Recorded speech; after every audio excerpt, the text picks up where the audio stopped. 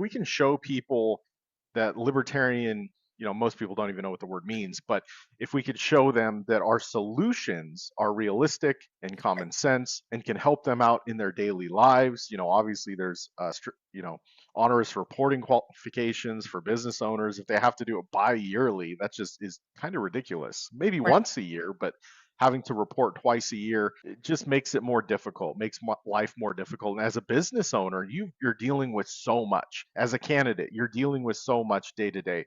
And the government just doesn't make these things easy. In fact, they make it really easy for you to fail. And Yeah. that's one thing I'd like to overcome with education. Teaching voters what their options are, teaching business people how they can better be served.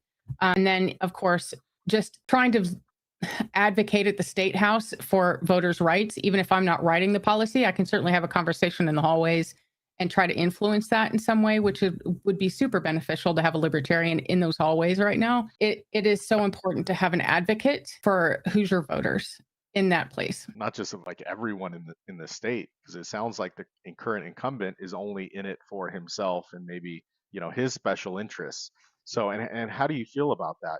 Campaign contributions from corporations, from special interest groups, like, is that something that you're able to stand against? I run a grassroots campaign. Everybody's individual. Every single person who donates to me gets to see the results of that every day when it comes to advertising that we're putting out there for the marketing materials that we've already given out to counties in anticipation of receiving the nomination, and making sure that that goes well, educating them about how important this race is and setting up those future arrangements for that. It is so important to me to kind of give people another option for this.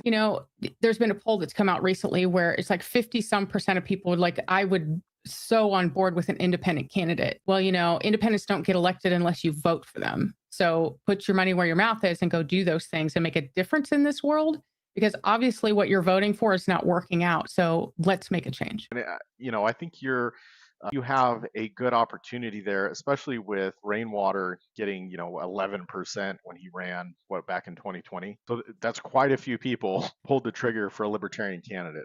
And it made a big difference, right? And people were aware that there's a message out there that really represents them. And it's not just part of the two-party machine. And it makes such a big difference to try to represent actual Hoosier voters. And if you look at what's happened over the years, either the Republicans are in power or the Democrats get back into power, and it goes back and forth and back and forth, and nothing gets better.